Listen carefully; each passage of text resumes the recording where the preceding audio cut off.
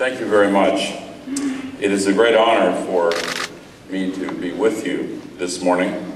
I want to thank Professor Philip Eilgender. I want to acknowledge the President of the Executive Board of Tilburg University, Hein van Oorschot, the Professor Art Zeu, and my friend Maurice Groen. And I apologize if I mispronounce some of the names. I do my best, but it really is a great honor to be with you, and I congratulate Tilburg University on your 83rd anniversary of your founding, and also on the tremendously impressive founding of this new Tilburg Sustainability Center.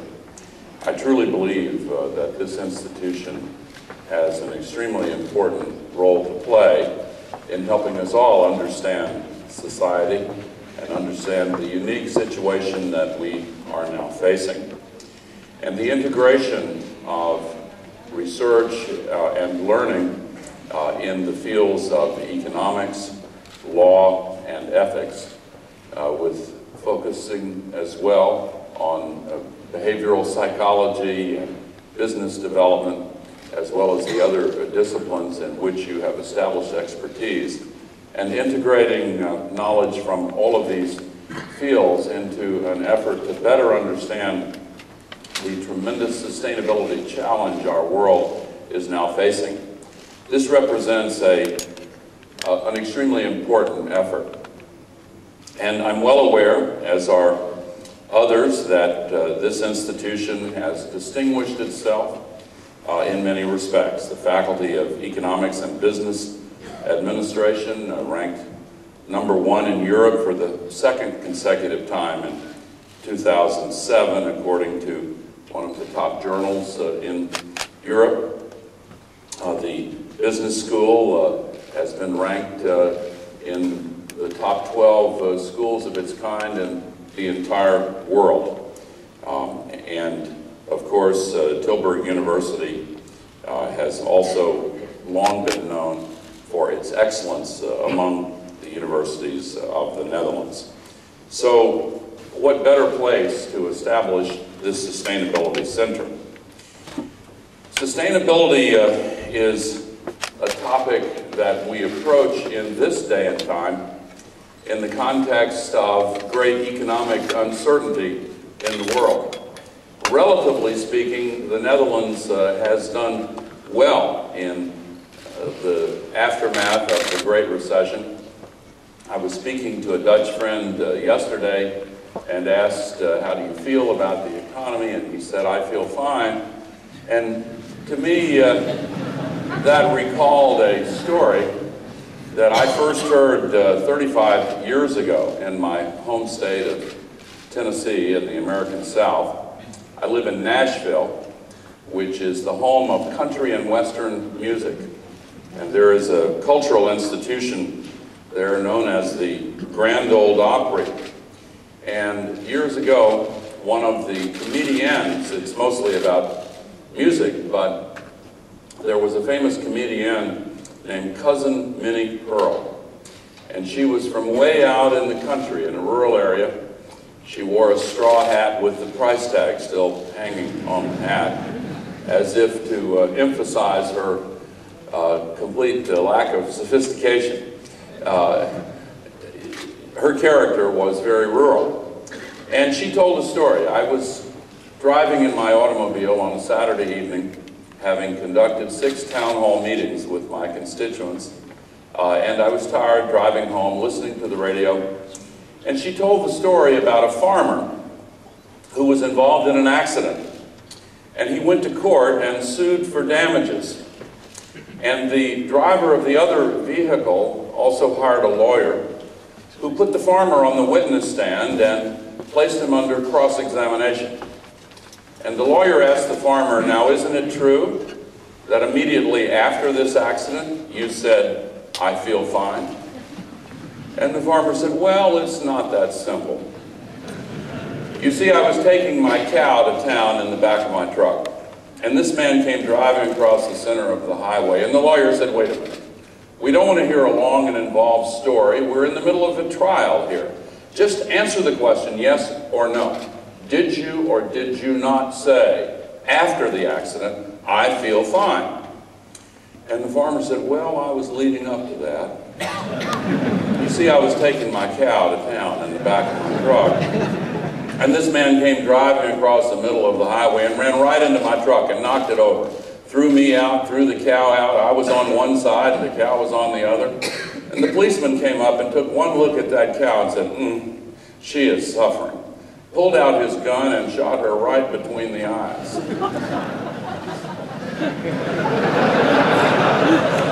He came around to my side of the truck and said, how do you feel? And so I said, I feel fine.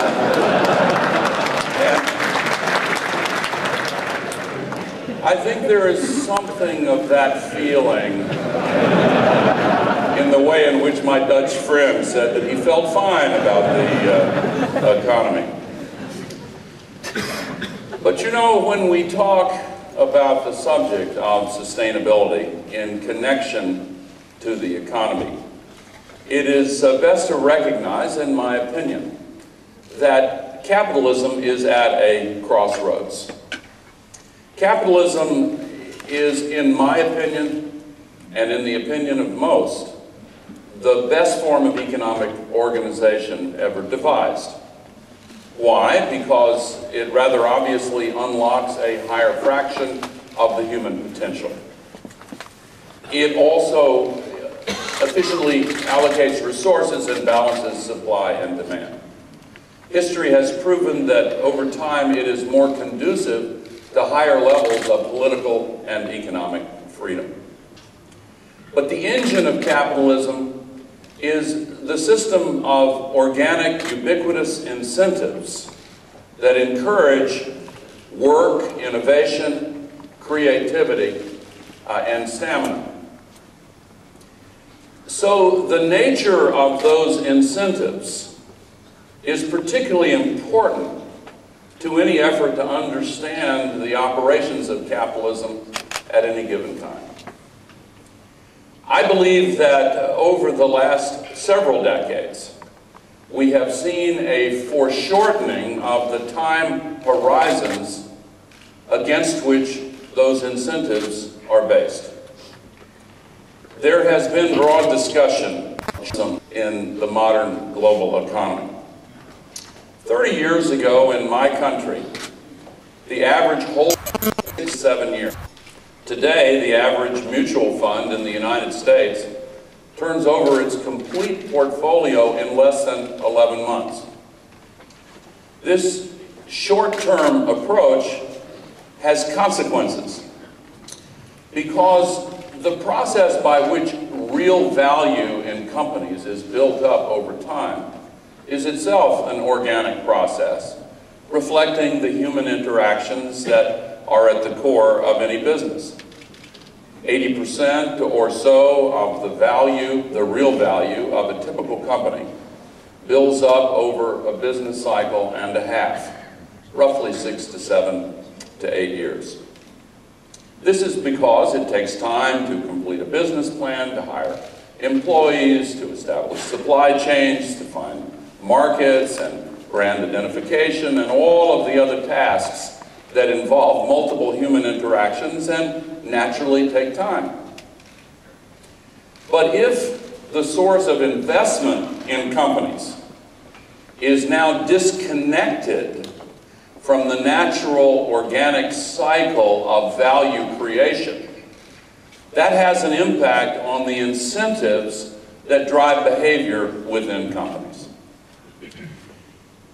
Recently, a few years ago, one of the leading business research organizations in the United States did a comprehensive survey of chief executive officers and chief financial officers. And one of the questions was a hypothetical. Here is an investment, the questioner said. It meets your targets for quality investment in your company. It will make your company stronger, more profitable, and more sustainable. But if you make this investment, you will slightly miss your next quarterly earnings projection. Given those facts, will you make this investment? 80% responded no. And that answer will not come as a surprise to observers of the current business environment. And yet it is nevertheless functionally insane, because important investments that build real value are being declined on a routine basis if they do not return the money invested in a very short time span.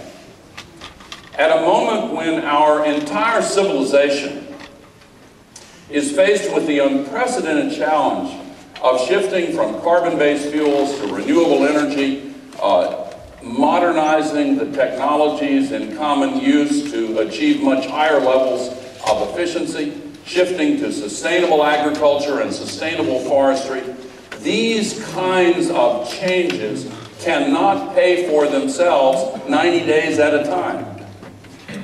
And yet, if the ubiquitous pressures from the investment marketplace penalize executives and businesses that have the boldness and wisdom to make the investments that actually will pay off over a longer period of time,